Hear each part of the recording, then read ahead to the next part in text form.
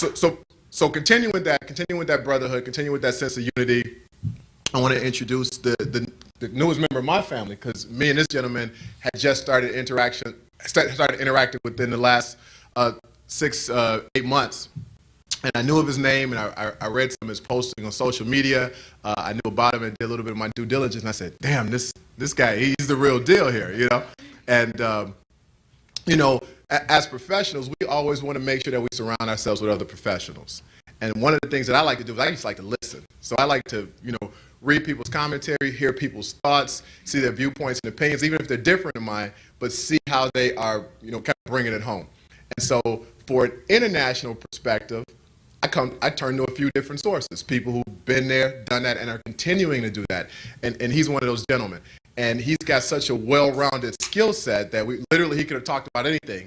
And so as I was putting the summer together, I kind of threw out some of the topics that I thought people here might want to hear. So the alumni, and then also our invited guests. And one of them is, there's some myths about international work. There's some things where people go, "Oh, I want to work overseas." What do you want to do overseas? Do you have any idea what overseas is like? And so I figured we'd bring somebody in who's actually doing it, and who has kind of a 360-degree perspective, because he's worked in many different areas of the craft and has done it for quite a while. So I'd like to introduce Raffaele right here. He's the CEO of Global Options and Solutions, and again, I'm proud to kind of call him a new member of the Icon family.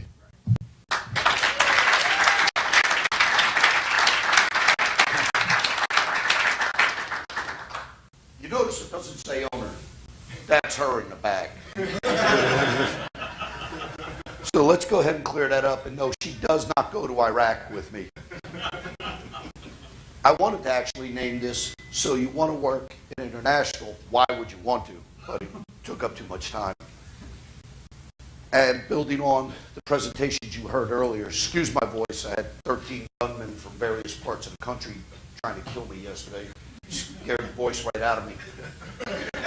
By the way, good job, guys and girls. International. A lot of people want to jump into it right now. It's the flavor of the month. And it's been tremendous to me. I'd be a hypocrite if I came up here and said, don't do it. It's been fantastic to me, my family. We have a comfortable living.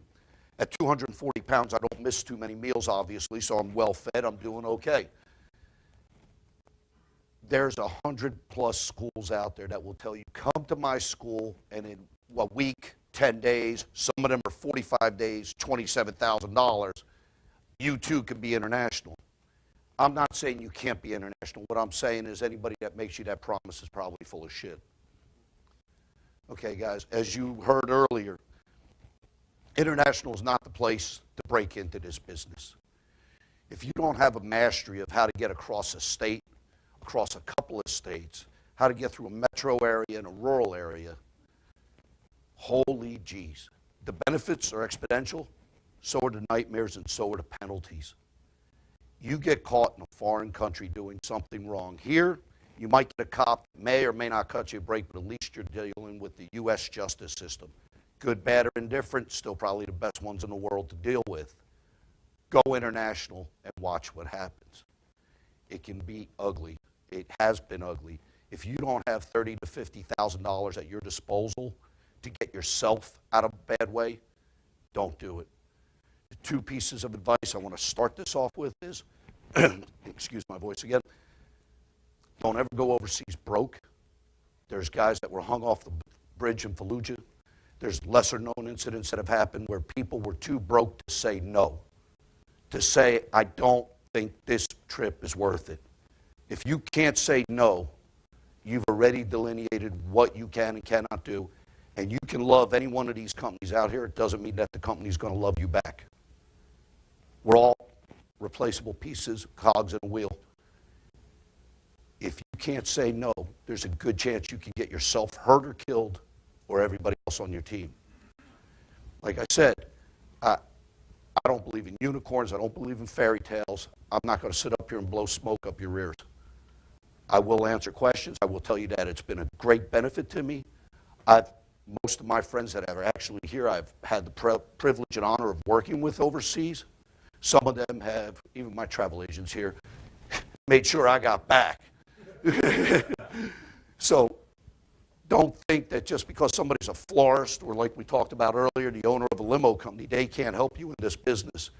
But you have to have a mastery of that business, of this business, of your profession before you try to do anything exponentially more difficult, like getting overseas, because you're not going to just drive home. Bering Strait has been closed for a while. They're not accepting toll roads. You're not jumping over, and you're not just going to commandeer a boat and come across the Atlantic. You've got to find a way home, and those ways are horrendously expensive when it's last minute and your back's on the ropes. Let's look at working in the States, because, as I said, you may want to be able to do this first. Baton Rouge. We'll talk a little bit about it. I don't want to go too much into tactics, but this is what happens at airports in the States.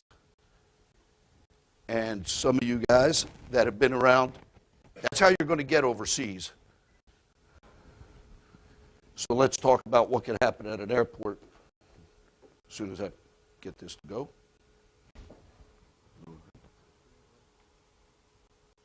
Here we go.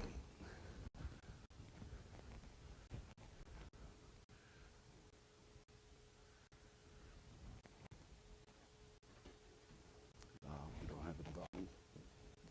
Do we have volume?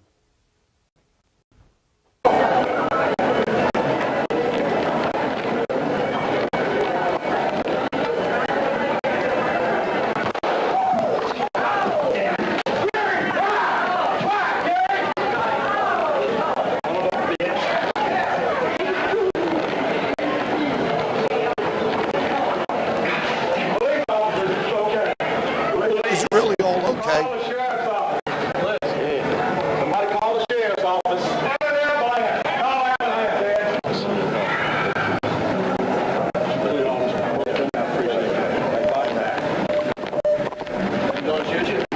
This is Baton Rouge Airport, Louisiana. Not by any definition a high-threat area normally, unless you happen to be that guy. What happened here, that guy molested an 11-year-old kid. Apparently he had been molesting that kid for 3 years, was arrested in a foreign jurisdiction, was extradited back to Louisiana. Those were 2 police officers. I say were because one ended up getting dismissed from duty. The other one ended up resigning because he couldn't live with the gravity of the situation. You'll hear, and I'm sorry for the poor sound, one guy goes, "Gary, why?" They knew the shooter. The shooter was the 11-year-old boy's father. He came off a plane. These guys, back in that time, police officers authorized to carry a firearm. Imagine how many airports you're going to go to where you can't carry a firearm off a plane. You have to wait till you get to your advance and to your arrival vehicle. And if you're lucky and you have all your T's and I's crossed and checked, you may be allowed to carry a firearm in there. Now, you take that, multiply 196 countries, tens of thousands of states, hundreds of thousands of provisional, regional, and local governments, and then go off the record and see how many different militias, regional warlords, crime lords, and you start to see the scope of what I'm talking about. There's some people in this, actually right here in this building, that have worked numerous countries more so than I. I've worked in 18.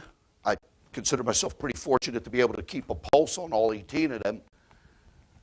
But imagine your local area, LA, New York, Houston, Atlanta, all the diverse neighborhoods, all the areas, the criminal elements that you're going to work with, and then multiply that.